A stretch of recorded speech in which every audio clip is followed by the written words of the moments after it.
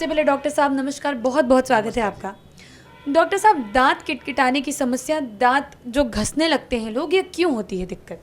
देखिए, दांत किटकिटाने का जो समस्या है वो थोड़ा डिफरेंट चीज़ है। हम लोग टेक्निकल वर्ड में इसको ब्रक्सिज्म बोलते हैं।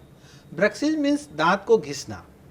जनरली इसका बहुत सारा कारण होता है, जिसमें सबसे कॉमन रीजन स्ट्रेस है। जब हम स्ट्रेस में होते हैं तो हमारा न्यूरोमस्कुलर सिस्टम डिस्टर्ब होता है और वो टूथ को, मैंडिबल को या नीचे के टूथ को पुल करता है ऊपर के टूथ से घिसने के लिए।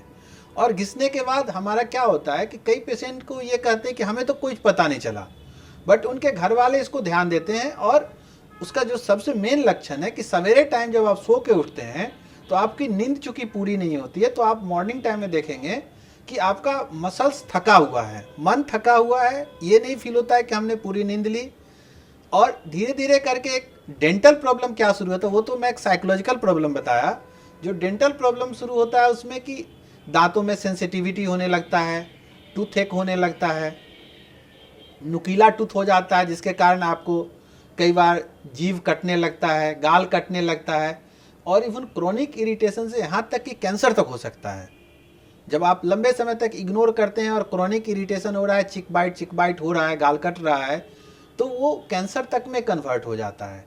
तो इसलिए हमें इस पर ज़रूर ध्यान देना चाहिए कि अगर किसी को ब्रक्सिज्म का हैबिट है, दांत किटकिटाने का हैबिट है, तो वो अपने डेंटिस्ट से या स्पेशलिस्ट डेंटिस्ट से मिलें और उनसे इस पर चर्चा करें वो, या अगर उनको नहीं पता चलता है तो उनके फैमिली मेम्बर। इसके अलावा जैसे कुछ, एक तो मैंने कहा स्ट्रेस और न्यूरोमस्कुलर सिस्टम का डिस्टर्बेंस। इसके अलावा कुछ लोग हैबिचुअल हो जाते हैं। हैबिचुअल मतलब जैसे जो लोग जिम या एक्सरसाइज करते हैं, उनको भी आदत होता है कि बहुत धीरे धीरे वजन उठाने के कारण कि और उठाएं, तो वो प्रेशर लेके दांत पर दांत दबा के अपना एक्टिविटी करते हैं। तो उससे भी धीरे धीरे उनको एक हैबिट हो जाता है दांत में घिसने की।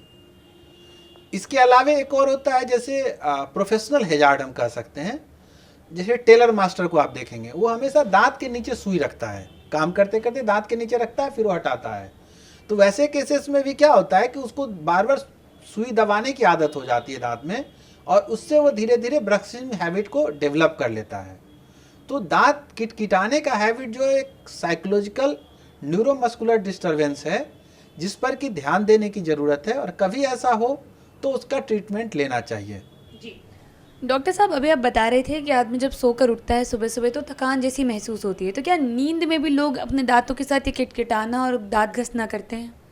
देखिए, ये दोनों होता है। जैसे मैंने कहा आपको प्रोफेशनलिज्म में, जैसे कोई टेलर मास्टर है या कोई इस तरह का हैबिचुअल मिस्त्री है जो अपने दांत में टूथपिक या कुछ भी दबा के रखता है या अपना इंस्ट्रूमेंट दबा के रखता है, तो ये सब को दिन में भी हैबिट हो जाता है।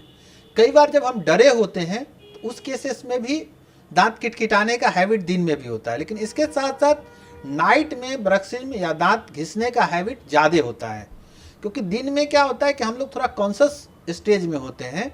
तो कॉन्शस स्टेज होने के कारण कोई बगल वाला टोक देगा या खुद से भी फील होता है कि हमने कोई गलती करी है।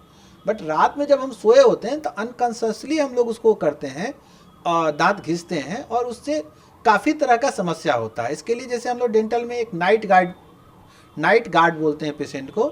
नाइट गार्ड एक तरह का प्लास्टिक का इंस्ट्रूमेंट बना हुआ होता है, जो एक पेशेंट के नाप से ही पर्टिकुलर बन के आता है। उसको लगाने से पेशेंट को क्या होता है कि एक तो वो घिसने का एक्टिविटी कम हो जाता है, हाइट मिल जाता है। दूसरा जो है कि दांत से दांत जो टच करता है तो जो एक फीलिंग आता है वो फीलिंग हट जाता है। तो उसके कारण पेशेंट में ब्रक्सिज्म का हैबिट घट जाता है।